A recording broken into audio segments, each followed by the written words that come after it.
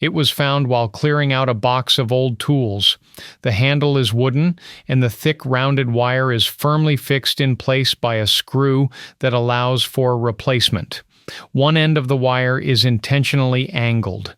The tool looks to be at least 60 years old, and the wire seems far too thick and stiff for pottery or carving work. Someone once suggested it might be used for pulling things through, though no one seems sure. Any ideas what this old tool might have been for? These are older windscreen installation tools used back when vehicle windshields were fitted with rubber seals rather than bonded with modern adhesives. The hooked and curved ends helped guide the rubber gasket into place around the glass and frame without tearing it. Mechanics would often use a bit of lubricant or soap to make the job easier, then pull the cord or tool around the edge to seat the glass securely. Tools like these were common in auto shops through the mid-20th century before windshield installation methods evolved. It was found in a box of old tools. It looks like a pair of pliers with a spring and a small screw knob for adjustment, but the jaws aren't sharp enough to cut anything. No one in the house remembers where it came from or what it was ever used for. Any idea what this tool could be? These are antique saw set pliers, a tool once essential for anyone who worked with hand saws. They were used to adjust the set of the saw teeth, that is, to bend each tooth slightly outward, alternating sides so the saw could cut a kerf wider than the blade itself and avoid binding in the wood. Each squeeze of the handles would press a single tooth against a small adjustable anvil, ensuring consistent spacing and angle. Craftsmen relied on tools like this to keep their saws cutting straight and smooth long before factory-sharpened blades became standard. It was found in a thrift store with no markings, a vintage solid wooden tool turned with a smooth handle and a wedge-shaped end. The seller had no idea what it was for, and it doesn't seem to match any common woodworking or cobbler's tools. What could this have been used for? This is a sailmaker's seam rubber, a traditional hand tool used in canvas and sail work. Before metal rollers or sewing machines were common, sailors and sailmakers would use one of these to flatten and crease seams in heavy canvas by rubbing it firmly along the fold. The smooth, rounded edge helped create tight, even seams without damaging the fabric. Usually made of wood, bone, or ivory, it was an indispensable part of any ship's repair kit during the age of sail. It was found among an old collection of tools once owned by a grandfather, made of heavy steel and marked Hagstrom Brothers. It resembles a ferrule crimper but with a more specialized design. Despite the brand marking, there's little information about it anywhere online. What could this tool have been made for?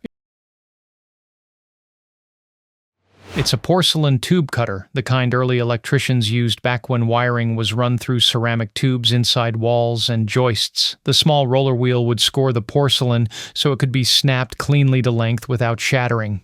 These tools were essential during the early 1900s when knob and tube wiring was standard in homes and factories. They offered a precise way to cut the fragile tubes to fit between studs or beams, a clever solution from the early days of electrical work. It was bought at a flea market along with a set of old pen nibs, though the seller had no idea what it was. About 6 inches long and made of metal, it looks like some kind of drawing tool, with a tip that adjusts by turning a small wheel. It came in its own little case, suggesting it once belonged to a technical or drafting set. What could this precise little instrument have been used for? It's a ruling pen, used for drawing precise ink lines in drafting or cartography before technical pens existed. The small screw adjusts the gap between the metal blades, controlling how wide the ink line will be. You dip the tip into ink, then draw it along a straight edge with the screw facing away to avoid smudging. Architects, engineers, and illustrators once relied on these for everything from blueprints to detailed maps, an elegant mix of precision and simplicity from a pre-digital era. It was found in a box of mixed old tools about 6 inches long and an inch wide, made entirely of metal. The small bar near the thumb moves with a spring action, though its purpose isn't clear.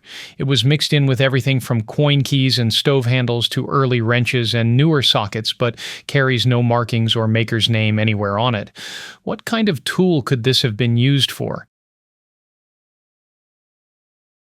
It's a pin spanner, sometimes called a pin wrench, designed for tightening or loosening caps and plugs that have two small holes in their face instead of a slot or cross drive. The spring-loaded arms allow for a bit of flexibility if the holes aren't perfectly aligned. This particular type fits into a bit brace, giving extra leverage and control.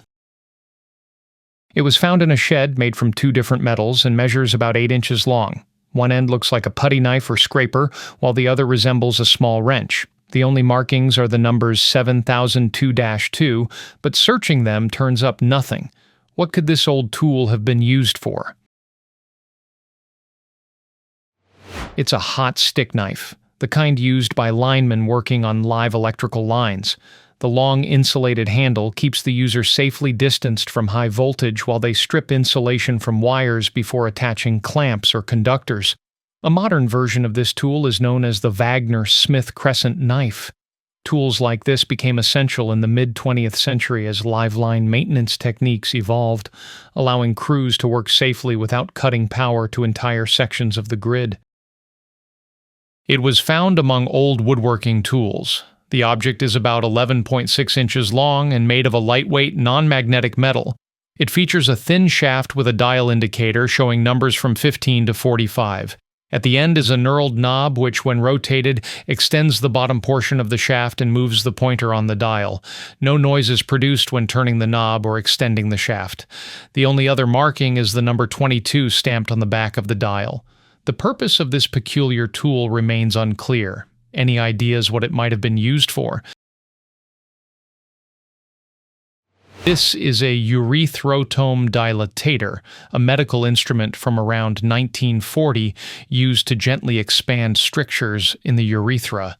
The device is about 12 inches long, and turning the wheel at one end causes the opposite tip to expand gradually. A circular plate near the wheel shows how far the tip has opened, allowing the physician to control the dilation precisely. Instruments like this reflect early 20th century urological practice, when careful mechanical adjustment was essential for safe and effective treatment. It was found in an old house. This scissor-like tool measures about 12 inches across and has handles sized like a normal pair of scissors. One jack screw adjusts the small gap between the 2 pointed ends. The design suggests it might have been used as an inspection gauge or to measure a feature in a hard-to-reach spot, allowing the gap to be recorded for later measurement. Any idea what specific trade or task this tool belonged to?